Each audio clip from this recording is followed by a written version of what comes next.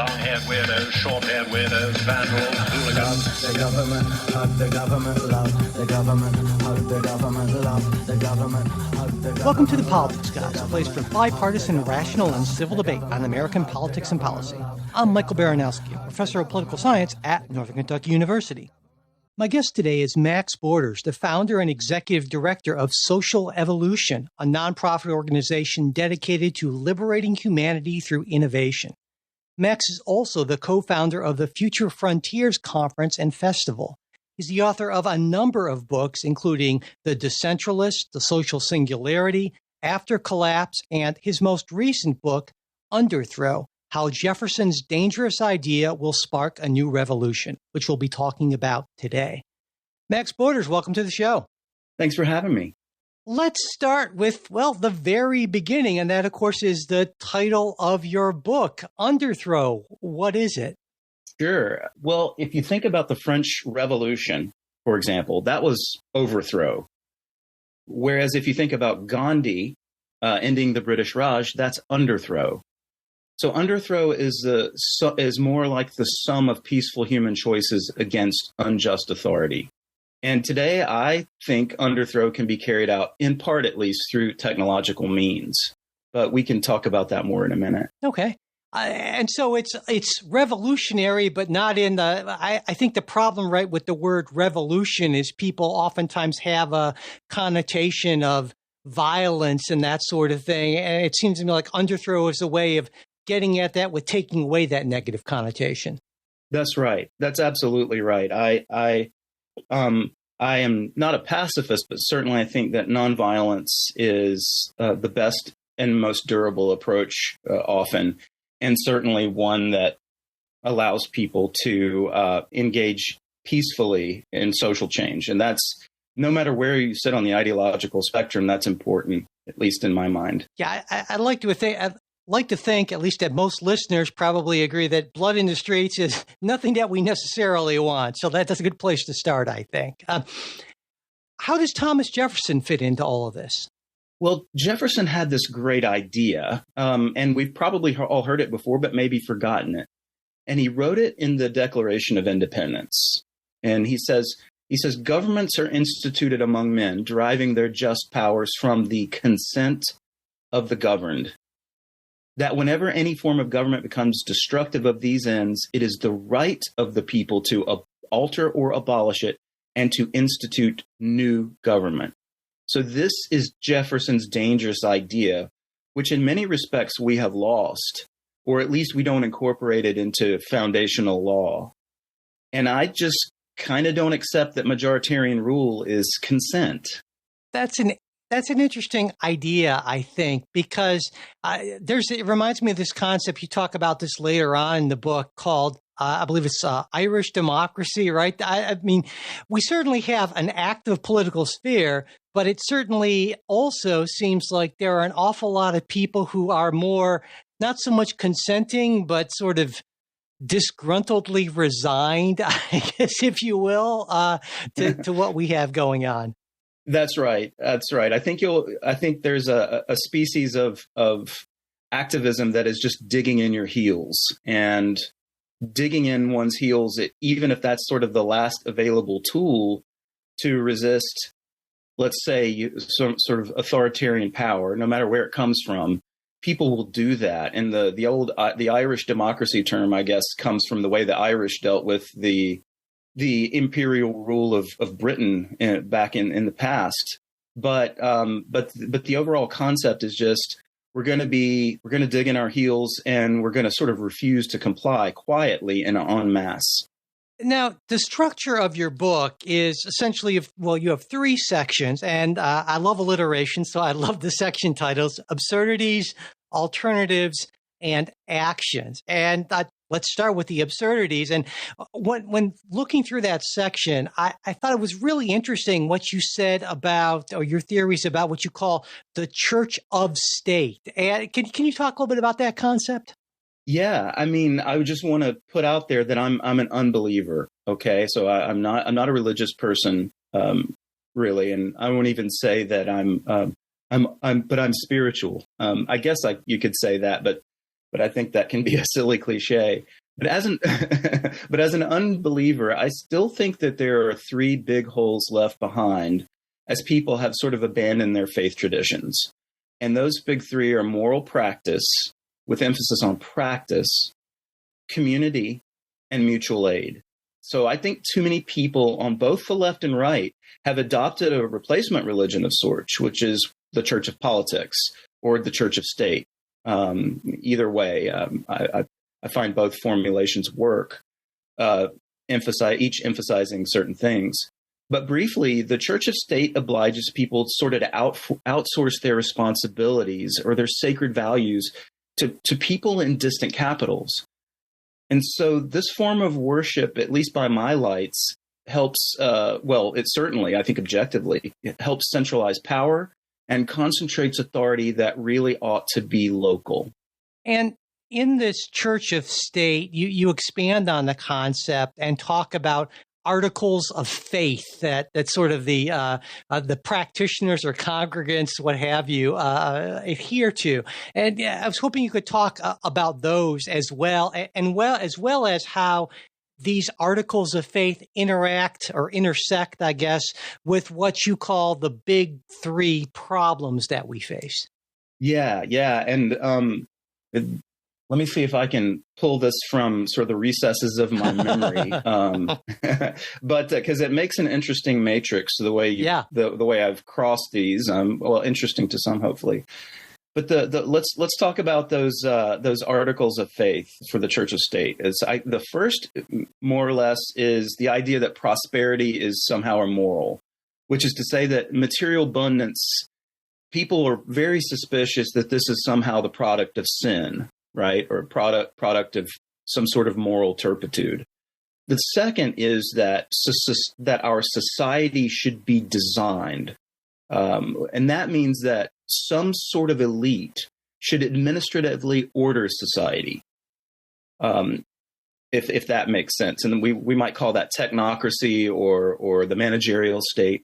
And finally, that brute authority is necessary. And that just means that a few enlightened souls should impose a single conception of the good on the rest of us who are more or less a benighted population. And so those three are the sort of core tenets I would identify in this church of politics. Now, you did ask about how those cross, and I'm gonna admit something here to you and your listeners in just a moment. But let's focus on the three big problems, which I should have identified as sort of the three big problems of the moment or of the era. Okay, so insofar as these justify technocratic authority, the big three problems currently are wealth inequality, the idea that it's horrible or sinful somehow that some should control more resources than others. B, the climate emergency.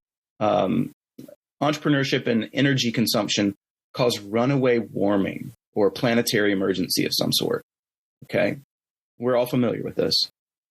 And finally, social justice. And I might add critical social justice onto this because there are various conceptions of social justice.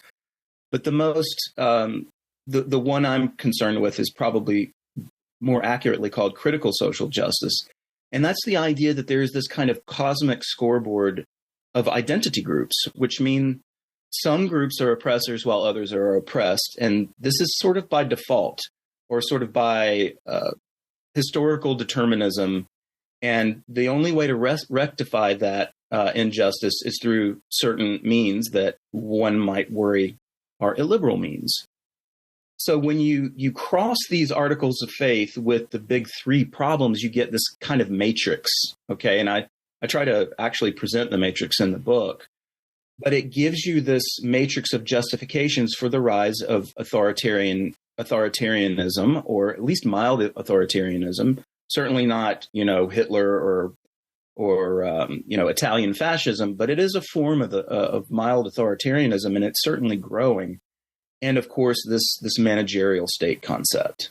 Now, this to me sounds like, at least has elements of what I consider a pretty standard critique of the progressive left by people on the right of all kinds, essentially. And so I wonder, is this just some sort of a veiled slam on the left, or is this whole church of state thing? I mean, is it at all a bipartisan thing, or at least do you find elements of this on the right as well, or is this mostly directed toward the progressive left? Well, sadly, I think that's the way the book reads. Is that this? But given what I just enumerated for you, this sounds like the big three. Given that these are the moment and are meant to justify the expansion of the managerial state, that this would be a left-wing problem. But I really want to clarify that this is absolute. The church of politics or the church of state is definitely a bipartisan absurdity. And I will mention that the major tribes, I want to say that our major partisan tribes seem to be really decoupling from any coherent principles. And there's been so many changes that it's really hard to distinguish. And I think it's the introduction of populism that has made a lack of clarity around who goes where and in what tribe. And the tribes are based more on sort of in-group, out-group affiliations more than coherent principles. I mean, at least to less and less degree. Still, I wish I had taken more time to write about how the reactionary right can give rise to right-wing variants of this, the church of state. So, for example, I can see how MAGA, for example, creates its own big problems, like invasion by foreigners, exporting our jobs, or otherizing folks in the culture war. These are kind of things that, we're seeing this reactionary, since I wrote the book, you're seeing this sort of reactionary element from the right that is doing just what was accusing the left of doing with these big three problems. So I do want to admit that I understate the reactionary aspects of this in the book, and I wish I had done more to I guess practice both sidesism, you might say. It seems to me that, at least in reading the book, that you're not suggesting, and listeners might take this and I think would be inaccurate, you're not suggesting that these big three problems aren't three big problems, but it seems to me more that you're suggesting that a certain approach that's kind of centralized, meritocratic kind of, that maybe is not the best way to deal with these and other problems as well, if you want that kind of legitimacy and buy-in from the general public. Is that fair to say? Yeah, I think that's right on. That's right on it. And in fact, I would add to that, it's not just that it's about getting buy-in. It's also about the means by which it's about getting buy-in, which is sort of like inviting people into your understanding. But it's also, these more authoritarian means, or this managerial state, which uses various what I would call illiberal means to try to get people to either acquiesce or comply. And that's the dangerous part, especially in a oddly set. It may sound strange to say, but in a democracy where you have this tendency for left and right, in our system at least, the red app and the blue app, to be installed, every 4 years or every 8 years, you're essentially creating the means by which your partisan enemies can take over and sort of do the same to you. So I just don't like these means to begin with. I think they're highly illiberal, which means that they are an affront to our core ideas of freedom and self-organization. And that's not to say that these aren't problems, and it's also not to say that they shouldn't be solved. But this sort of idea that by dint of largesse and coercion, we're going to solve all the world's problems is sort of default thinking in the church of state. And I want to disabuse people of that idea. When I was thinking about this concept of the church of state, and I love that concept, I agree so much with you about the decline of religion and how politics for many people have sort of filled that role to a certain extent. It also occurred to me, as a person of sort of the center left, that there's a term, market fundamentalism, and it's kind of has a religious connotation in a way. And because a lot of us on the left feel like there's also, in addition to this church of state, there's sort of a church of commerce, right? Where the market will fix everything and make everything wonderful. And in the book, at one point, you suggest that it's better for people to relate to each other as customers as opposed to relating to each other as citizens. And boy, that set off like 8 or 9 different alarm bells in my head. And so I wanted to talk to you about that. So can you continue to get into that? It's a really good point, and I expect every sentence is an experiment, and I knew I'd raise some eyebrows with that with that trope. So I hope folks will dive into the book a little more. But you're not wrong to have gotten that impression. And while I don't consider myself a free market fundamentalist, for reasons that we can go over in a moment, I do want to be sure that that the powerful who have the ability to interfere with the economy don't, in an effort to deny market fundamentalism, don't deny market fundamentals. That is to say, the things that the perverse effects that can follow when you try to intervene or interfere with economic processes. But that's really a conversation for another day, probably one that I'd love to have. But I want to talk about this idea of citizens as customers. It seems kind of gauche, I guess you could say at first blush. My view is not so much that we ought to worship in the church of commerce, so much as that we should worship in the church of choice. So I use the customer trope to evoke 2 important ideas that perhaps will be resonant with people like yourself who are on the center left. John Stuart Mill's idea of experiments in living, first of all. So that's real pluralism, real diversity.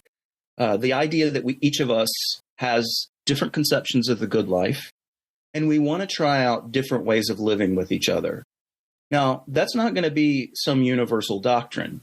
So we know that there's a fact that people are different one to the next. And so the kind of experiments in living that we want to pursue, some together and some apart, are going to be a reality that we call pluralism. So I sort of distinguish between a positive and normative pluralism in this. And this experiments in living idea is the idea that we should be able to try out different ways of living locally, not catastrophically or universally, have those be imposed. And the second is the common sense idea that monopolies are bad, okay? Which is, an idea that is pretty much from orthodox economics. It's not to say there is always and in every case happens, but generally speaking, monopolies are bad. So the experiments in living idea implies that rules facilitate one's choice of community or civil association, also can comport with her ideas of the good life. Okay. And then the monopolies are bad implies governments are monopolies too. And they can, restrict choices, raise prices, lower quality, and generally limit that experimentation of the first point of John Stuart Mill's idea. And therefore, when in limiting experimentation, you have just as many problems with this great public monopoly as you do private monopolies. That's the 2 ideas I really want to pull out of this idea that if to grant you the trope, the church of choice, not so much the choice of commerce, although that can be an element of it, these commercial relationships, but more of this idea of the church of choice, that it'd be easier to exit a system that isn't working for you and enter one that does work for you. Right. And this, of course, would run very much counter to that fundamentalist mindset where if you allow someone easy exit and experiments in living, you're essentially letting them, making it easier for them to move away from the one true faith, whatever that happens to be, whether it's religious or political. And so as a fundamentalist of any stripe, you would be extraordinarily opposed to that, just like I would argue that cultural fundamentalists are they hear the phrase experiments in living, go, oh my God, we can't have experiments in living. That's crazy talk, right? That's right. And it's like, well, go tell someone who lives in a kibbutz, right? And who shares resources. I mean, I'm assuming some MAGA guy driving himself crazy over this notion that people might want to live in different kinds of communities and governance structures. It's like, hey, look, people do this all the time. The Mennonites have been doing it for hundreds of years. The Amish, they live in communal relationships and are devoutly religious. So they're almost like a strange hybrid between religious fundamentalism and socialist fundamentalism, say. But they work and they like their lives in many cases.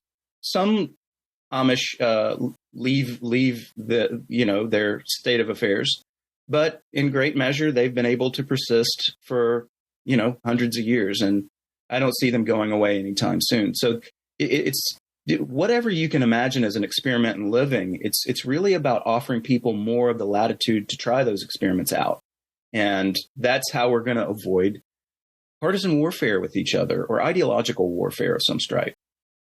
I also wanted to ask you about this idea of luxury beliefs. It's really kind of a neat turn of phrase. In the book, you argue that elites used to kind of distinguish themselves from the rest of us. I'm not an elite, so I won't speak for you. But anyway, through conspicuous consumption, luxury goods, Veblen, all that. But now it's not that they don't still do that, but now they supplement this by adopting these luxury beliefs, and then other people who sort of aspire to elite them. Hey, if you can't afford a Rolex Yachtmaster, you can still maybe afford a luxury belief, I guess. And so can you talk a little bit about this idea of luxury beliefs and why we should be maybe concerned about them?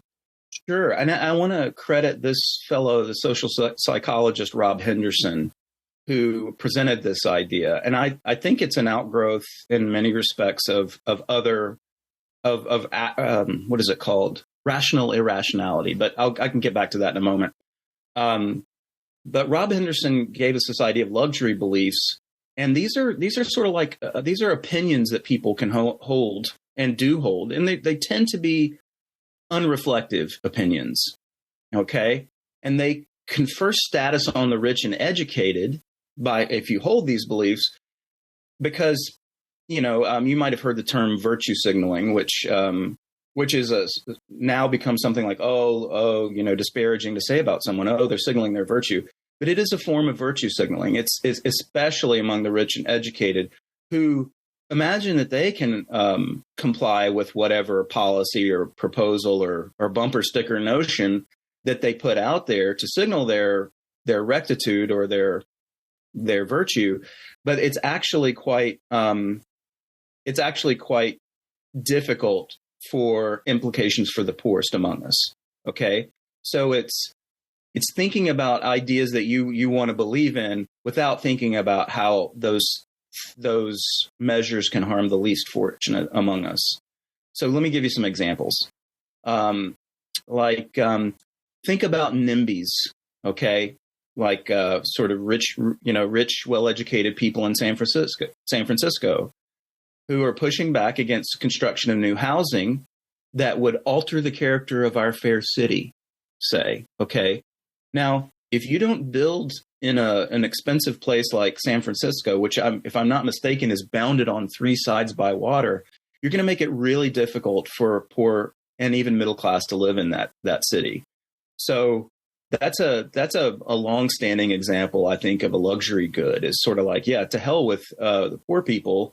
We have to protect our view of the Bay or the character of our city or what have you, and that really creates problems because housing stock, like any other good, it sits within the law of supply and demand. And I don't want to sound like a market fundamentalist, but I think reasonable people should be able to agree about scarcity.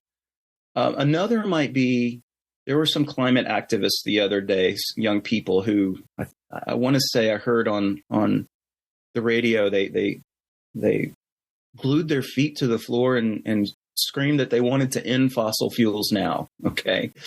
So, okay, I can understand you have concerns about a planetary emergency that comes from climate change. That's one of the three big problems we identified. But you have to consider what the effects of actually ending fossil fuels now would have against the would do to the world's poorest people. And I would argue that if we really look at it, it would devastate them. If in the rich West, we might be able to trundle along for a while on electric cars or what have you. Pete Buttigieg, I think, was one during the time of high gas prices early on in the Biden administration. He sort of told people to go out and buy electric cars.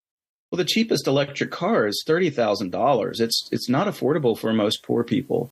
So this is the kind of luxury belief idea that can sort of an elite can sort of miss because they have a blind spot about the way that poor people live and their needs. And of course, there are trade-offs, always trade-offs that we have to look at. And this is another sort of market fundamentalist idea. We always have to look at trade-offs.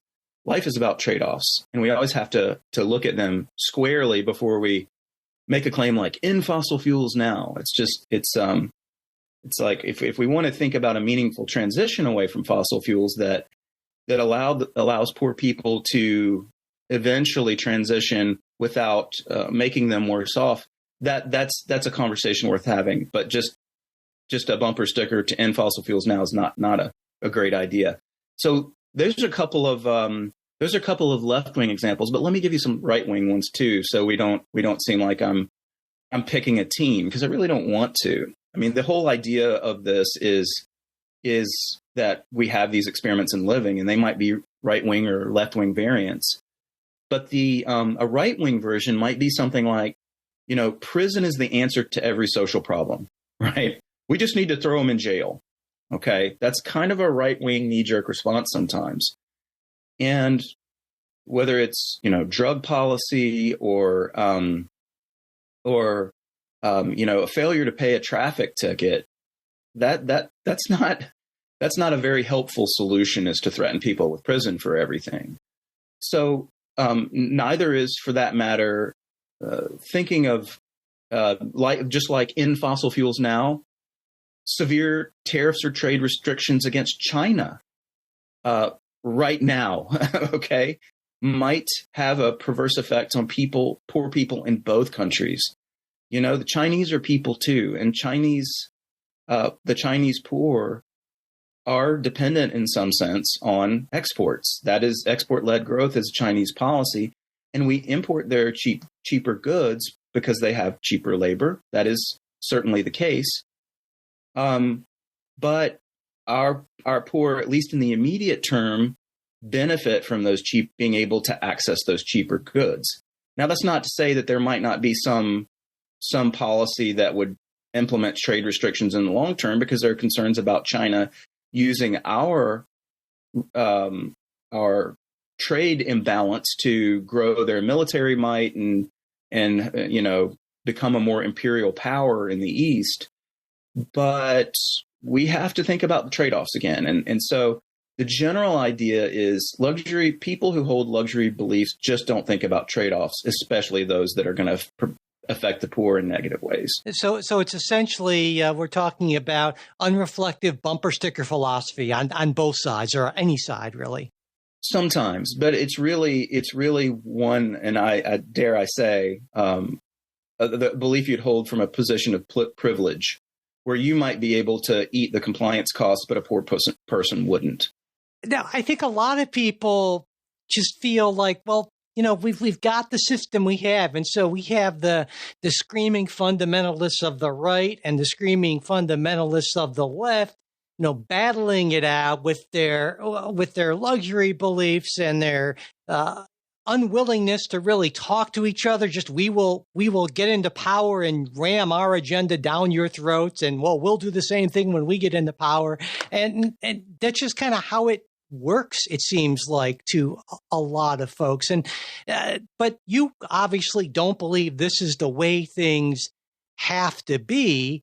And so I wanted to talk about something a little more maybe optimistic and encouraging, some plausible alternatives here, because I want to get into how you think we might be able to somehow alternatively structure things in a way that would be less awful than what we have now. Well, that is a fantastic framing, and I really appreciate that framing. I think it's quite beautiful the way you put it. It meant you managed to be diagnostic there and sort of revealing the absurdities of the system we have, where there are lots of problems. I think first, the sort of partisan warfare creates this system of you have two choices, red and blue. And at any given time, the red or the blue is going to hold sway and sort of force their policies and a platform down everyone else's throat.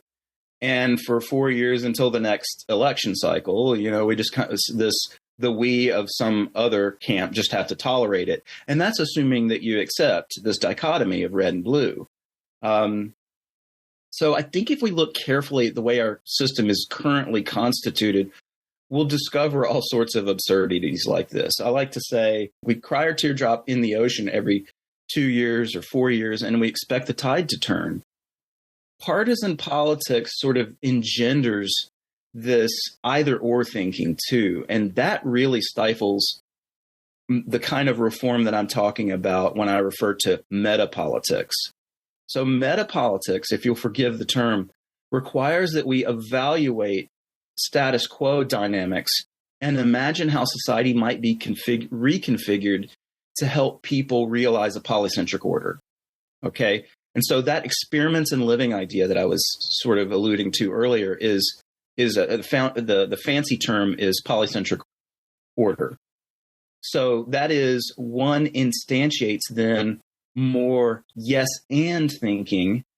If you engage in metapolitics, you think in terms of yes and rather than either or. Some call that integral thinking. Okay. So to a partisan, that vision probably looks like a way that we can have eat our cake and have it too, or have our cake and eat it too.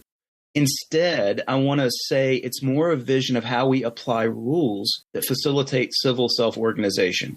Okay, and I think this facilitating civil self-organization is exactly what the founders intended when they talked about self-government. So although meta politics sounds highfalutin and people beat this term meta to death these days, it can be, and it can certainly be highfalutin, but it boils down to Jefferson's dangerous idea in practice, the consent of the governed, only at scale. So imperfect but better examples of this might include Switzerland. Switzerland has a federal system, which is to say a large federal government, but the federal government is not more powerful than each canton. There's a healthy balance there. And the cantons are different from one to the next in their internal governance and their taxation and redistribution and what have you, sort of balance against this more modest federal government. And so you get people self-organizing into cantons based on their various conceptions of the good, however they may differ. And I think we can extend that kind of thinking to establish a more peaceful, pluralistic society. So it sounds like you're talking about, in a sense, the sort of federalism that we maybe had in the 18th and 19th centuries, basically, and maybe more of the type of structure that the framers envisioned. And then, of course, in modern days, for better or worse, both the left and the right are very much appeal to or want to appeal to national solutions. And by solution, I mean, let's just ram our solution down everyone's throat as opposed to working in, say, 50 state legislatures or hundreds or thousands of sub-state governments. Is that more or less right? Yeah, that's why I don't consider these ideas all that crazy. A lot of people do. I will say. I mean, there are some challenging elements to some of the things that I propose. But one of the basic proposals that we just hew to the 9th and 10th Amendments, for example, which have essentially been rendered. Yeah, that's crazy talk. Dead. Yeah, exactly. It's like even Justice, I think it was Brandeis, who was a left progressive in the early 20th century, talked about laboratories of experimentation. And that is really a beautiful evocation of the idea that I'm talking about. So it is an original sort of, the Catholics call it a principle of subsidiarity. And I think that better captures what I'm talking about, which is all decisions should be made at the most local feasible level. And you can, duke it out in court on the question of feasibility. But otherwise, that most local feasible level is determined by the people in local circumstances. They know how to solve their problems better than they do because they're far more acquainted with the circumstances of their time and their place. But I also think I'll sort of go back against what I just said, because I think it's more than just that, because there's this danger, I feel like, of saying, well, okay, the answer is, give some meaning to the 9th and 10th Amendment federalism. You could do that and take the same blue versus red battles and just multiply them on a lower level. And that doesn't necessarily solve the problem, right? And so you're talking about more than just that, it seems to me. You mentioned religious sects, right? Like the Amish and the Quakers and so forth. And so that, to me, I've always been sort of fascinated by anarchism, and it has a bad name, right? But it doesn't mean what people necessarily think it means. And I gotta say, I sense sort of at least sort of a semi-anarchist vibe in what you were saying. I mean that in a positive sense. And so I was hoping you could talk a little bit about how we maybe break out of this idea of, well, let's just focus on the state level, because it seems to me you're arguing more than just that. I'll cop to that. I love left anarchists and right anarchists, if you want to use that duality to sort of identify these schools. I am really influenced by both left and right anarchists, and I want to acknowledge that. The way I refer to myself, if you really press me, it's like, Max, put a label on yourself. It would be asymptotic anarchist. Okay. Okay, I love it. Okay. So the idea there is that anarchists tend, their North Star is limiting or eliminating the coercion of one person or group over another person or group. Okay. They don't like this idea of compulsion. Now, the left strains of this worry about the compulsion of, say, corporations.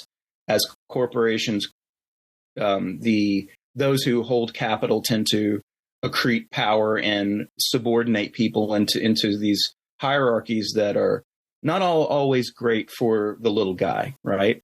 And the right-wing anarchists are, sort of concerned in very many respects about the way that government monopolies, sort of as I said earlier, tend to be oppressive or otherwise unhealthy against the little people.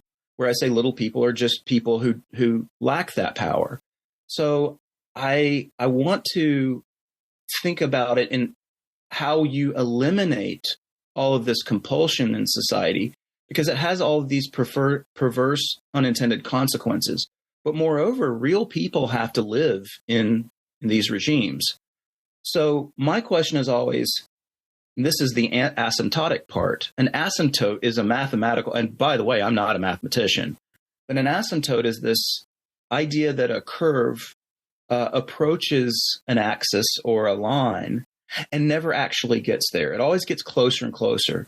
So the idea is we may never be able to eliminate compulsion or coercion of one person over another, but we might be able to get closer and closer.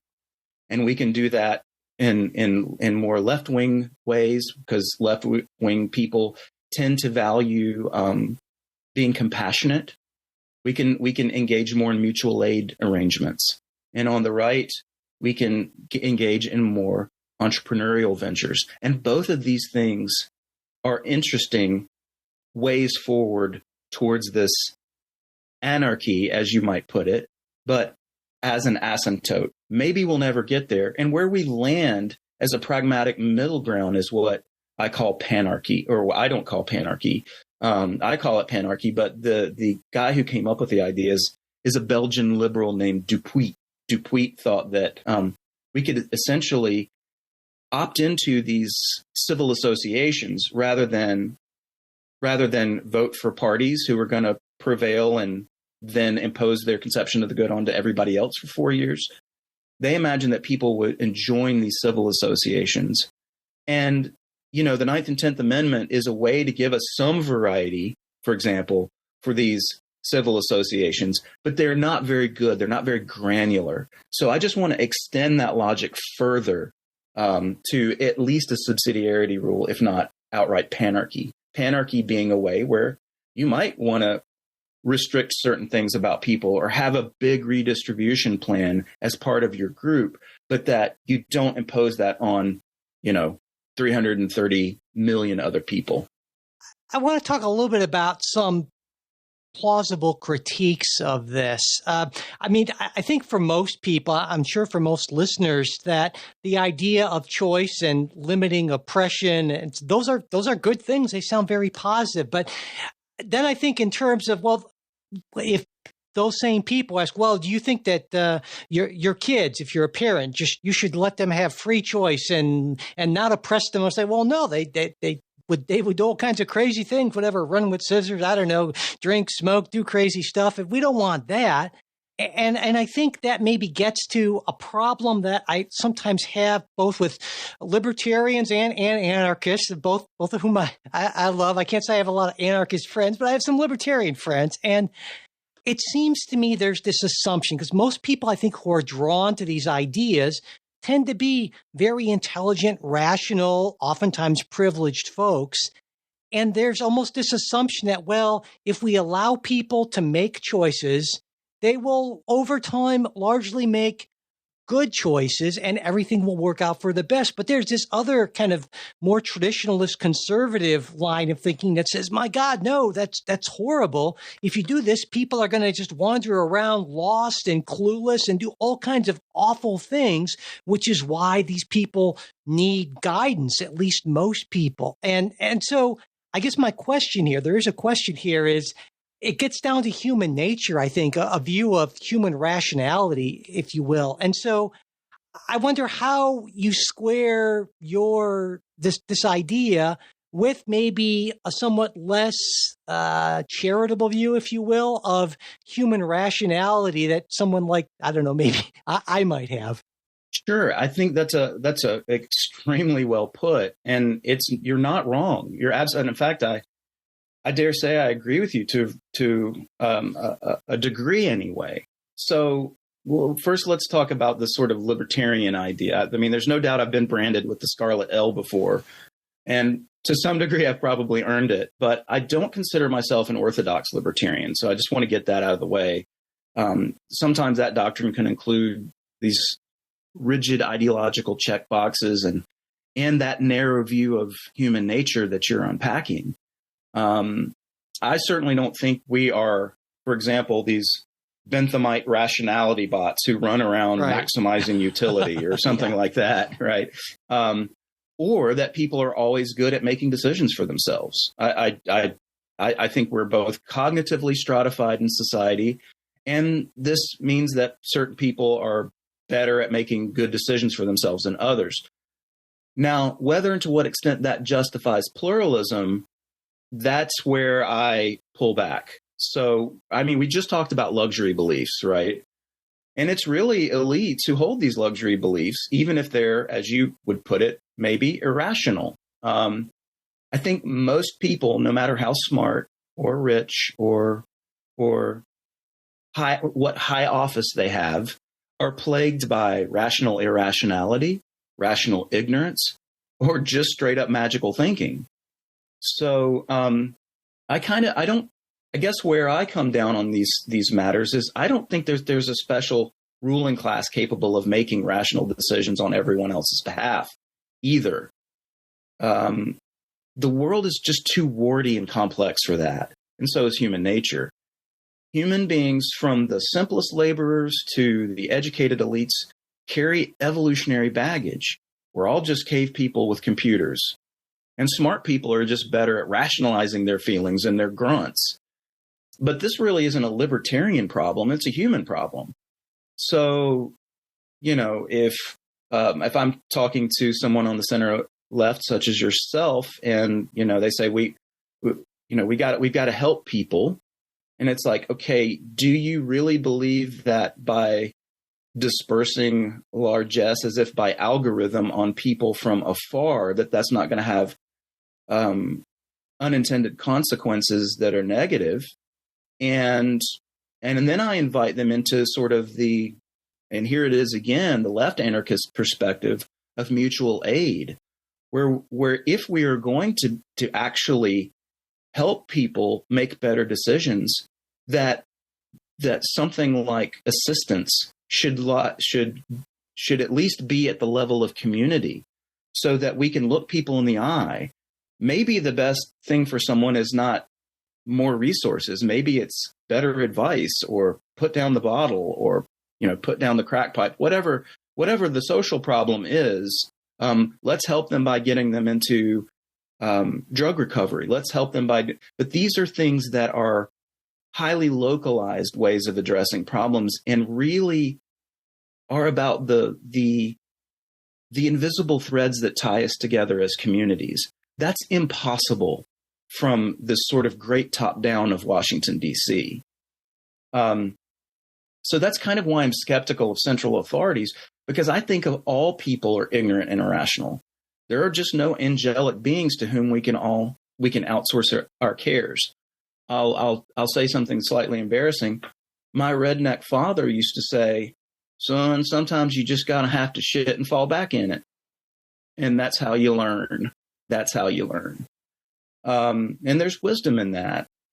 So the protocols I envision let people do just that locally, so failures aren't catastrophic, system-wide, or papered over by debt spending. And once tested, we can borrow the best ideas from each other. I could hear some people, or I could envision some people hearing this and think, we tried small scale local help through whatever churches and civic organizations and all that. But in the end, as society got bigger and more complex and more intertwined, it turned out that these organizations were simply not equipped to handle the sort of problems that come with modern industrial and post-industrial society, and that there are very real issues with resources and coordination and this sort of thing. And so therefore, while this seems like a good idea for maybe a small, relatively concentrated society or group, in the context of the United States, this vast, sprawling society, it just could never work. And obviously you don't think that, but I was hoping you could maybe talk about why you think this is, why you think it isn't sort of a crazy idea. Well, I guess it's pretty simple. I don't think it's crazy. If we just take the human welfare example, at the turn of the century, 1 in 3 men, because this was a time definitely of patriarchy. So at the turn of the 20th century, 1 in 3 men was a member, and men, of course, are the primary breadwinners at this time. There was a more distinct sexual division of labor before women came into the workforce. So 1 in 3 men was a member of a mutual aid society. And that was something going all the way back to de Tocqueville, that de Tocqueville noticed is like, wow, these people join organizations. If there is a social problem, they spin up an organization to attack it. And that's really how you address things locally. The problem I see is we can say, well, that didn't work. But then we got... after that, we had the Great Depression, and then we had the New Deal, and then we had the war, and then we had, and this is the United States, so if you have international leaders, forgive me for our navel-gazing American focus, but then we had the Great Society initiatives. And before the Great Society initiatives, about 15% of people lived below the poverty line. And since 1960, 3, 4, when the Great Society initiatives were rolled out, we still have about 15% of the population living below the poverty line.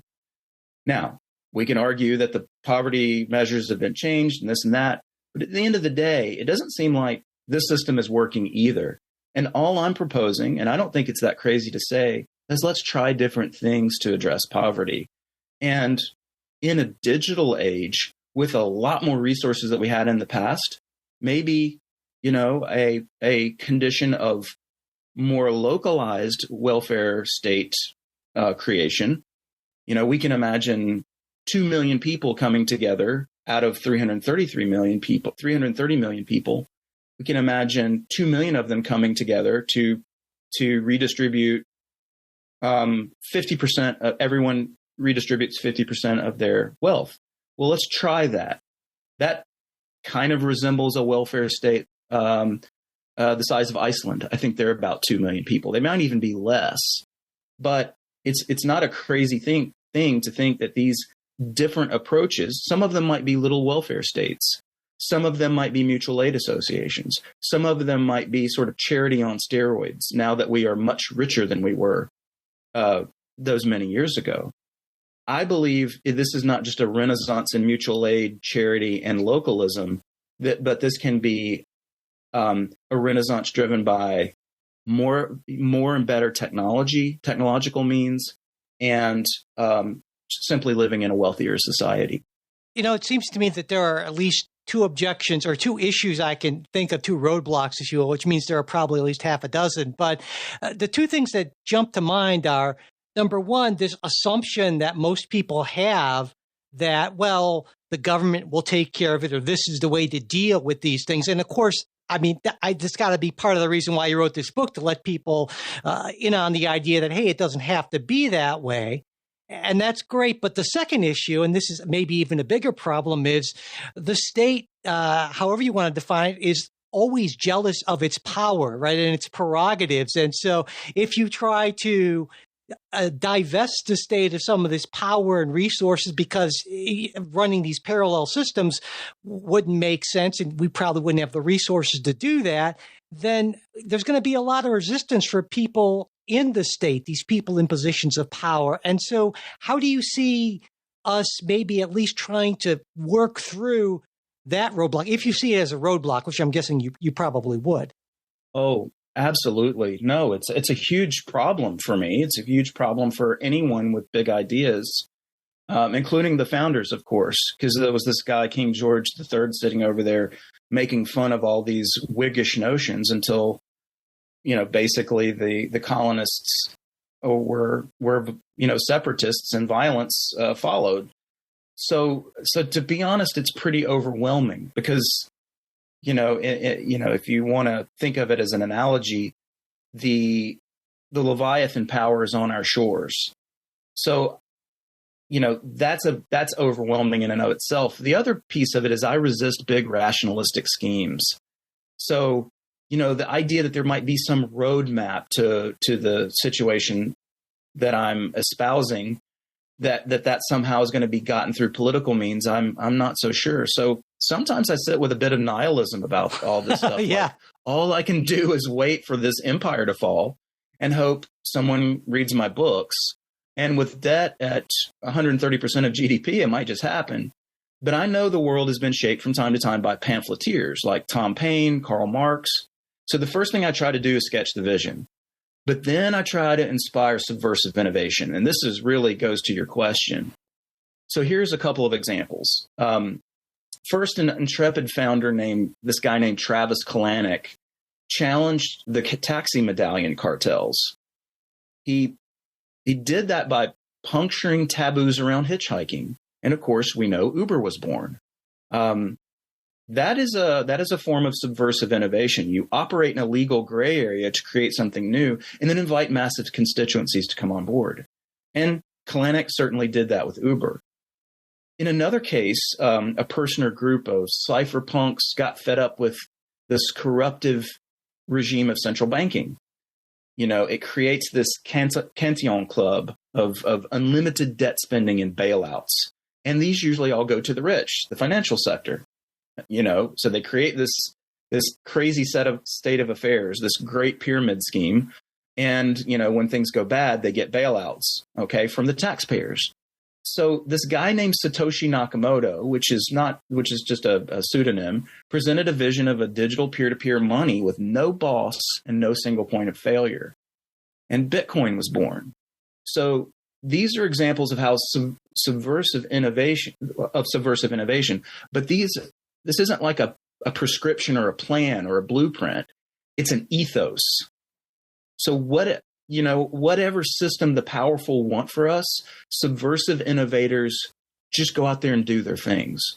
And I want to be clear here for listeners, because I can hear people. You mentioned cryptocurrency and Uber, and people. I'm sure some people are saying, "Oh my God, those things have problems, and Bitcoin is all up and down." But that's not really your point. It seems to me, right? Your point isn't that Bitcoin is the way, that this is the roadmap, but it's that, like you said, it's that way of thinking, that getting people out of that sort of dichotomy or that rut of seeing things as we can only approach it this way, and having 1,000, 1,000,000 experiments, and then innovating based on those and adjusting based on that. And if it sounds like I'm getting very enthusiastic about it, I really believe in this sort of thing myself. And so I find myself at the end of your book and at the end of this conversation filled with this weird combination of excited optimism and a certain amount of nihilism as well. And I don't know if that's a great place to end, but I get you. I think you know what I mean, right?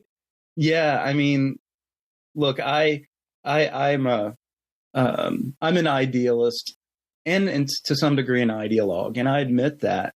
And as it happens, if you'll permit me, nearing the end of the show here, I'm running a $25,000 contest called the Constitution of Consent contest. Yeah, I was hoping you'd mention that. Yeah. Oh, thank you. I'm glad, because I don't want to shamelessly self-promote. No, please do. I think there are really smart people out there, right? But this contest, in this contest, I invite legal innovators to dream up a new constitution. Okay, and it's a more cosmopolitan constitution. It's not just for Americans. So that's one of the wrinkles here. I offer guidelines, but I expect the contestants to innovate. This is an invitation for subversive legal innovation. And I hope to find a lot of novelty in those submissions. But I don't expect, and this is where the nihilism comes in, I don't expect to march on Washington or London or Moscow with the winner of this contest and wave it around and say, it's time for implementation. Okay, there's not likely to be a constitutional moment. So it's really a thought experiment that gets people thinking about how a polycentric renaissance could start.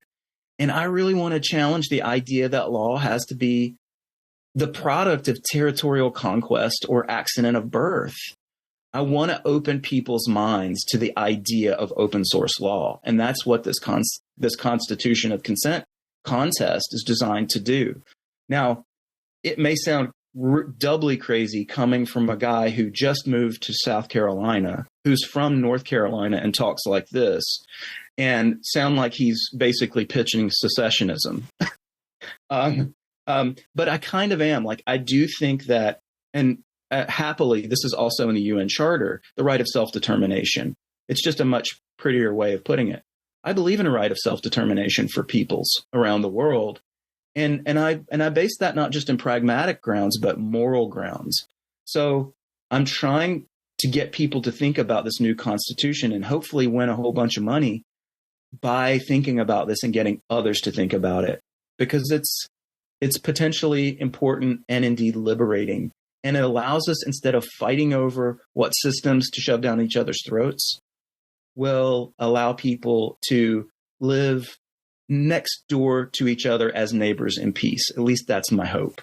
In the end, I read a lot of political books in part, but before interviewing folks. And I got to say, so much of what I read tends to be variations on those kind of themes that we talked about, the kind of old, tired sort of things. And what I found so refreshing about your whole approach is that it is very different, and it challenged me to think differently. And yeah, there are some things I read. I'm sure listeners will, when they pick up the book, and I encourage them to do that, will say, "Oh my God, that's a crazy idea," but that's half the point, you know. And so it just was a really refreshing, enjoyable read, and this conversation has been as well. And so I just wanted to close by thanking you for taking the time to write the book and come on the show and talk with me today. Oh, it's been an absolute pleasure. You have the best questions, I have to say. Thanks so much. I can't tell you how much I appreciate it. That's it for this Politics Guys interview. Are you still there? Because if you are, that makes you an unusual, in a good way, I'd like to think, individual. Most people have stopped the podcast by now on to something else. I don't know. But you're hanging in there. Maybe, I don't know, you're just curious what comes next. Maybe you're trapped underneath something heavy. I don't know what's going on in your life. I hope it's not trapped underneath something heavy. But I realized I put in this close at the end of every interview, every episode, and almost no one listens to it. I don't know if anyone listens to it for the interviews because they're just a pre-recorded thing I just slap on there when I'm doing post-production, which is not to say they're not important. I mean, they're important to me, right? Because I'm pushing you to do stuff and give us money and tell people about us so we can be rich and powerful, famous podcasters or something like that. I don't know. But anyway, if you are still hanging in there right now, I just want to say thanks. Unless, again, you're trapped underneath something heavy, in which case I hope it works out for you. But I also want to say thanks, of course, to our executive producers. And they're a great bunch. I say that, but I really mean it too, honestly, not just because they've been hanging in there for years, helping the show be what it is, hopefully for better. I was going to say for better or worse. And you've heard their names before, but I'm going to say them again. Bruce Johnson, Wilmer Moreno, Andra Masker, Daniel Toe, Ryan Beasley, and Don Oglesby.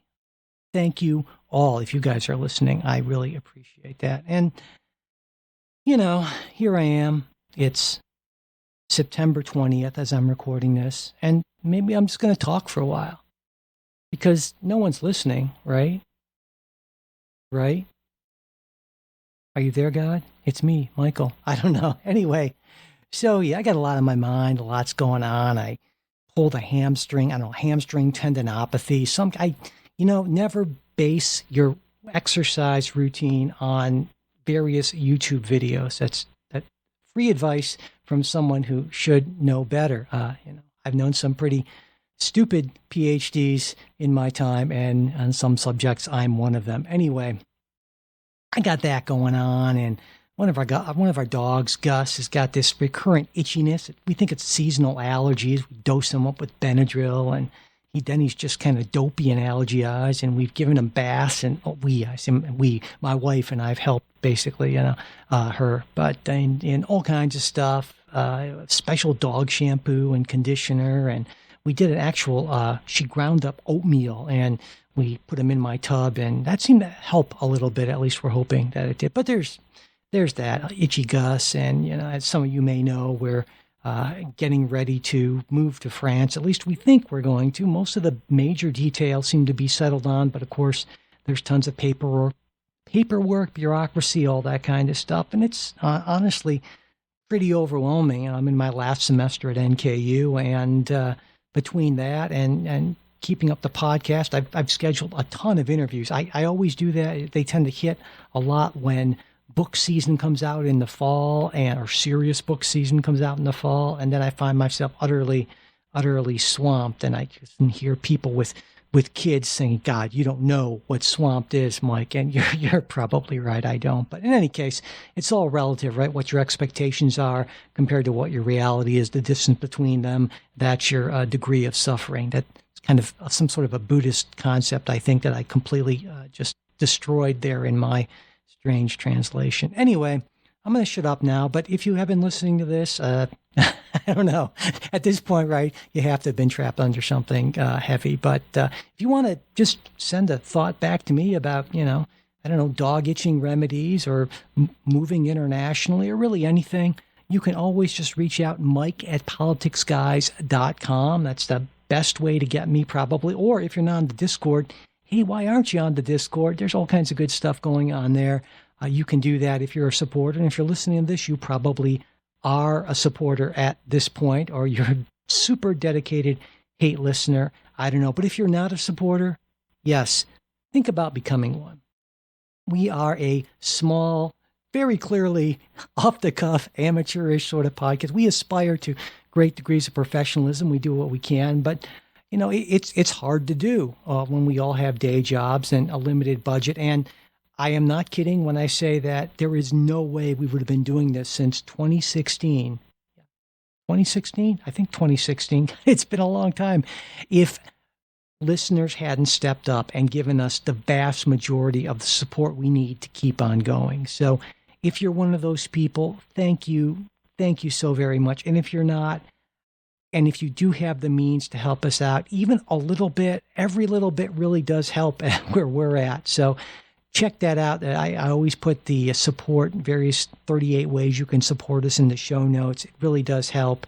And again, if you can't support us financially, or even if you can, just spreading the word to your followers or whatever, followers, friends, frenemies on whatever social media you use. It really does help get the word out, advertise for us. I find myself right at this point sort of getting into marketing cliches. And so I'm just going to shut up at this point, but just thanks very much. And yes, I will either take a nap or seek some sort of help at this point. Take care. Bye.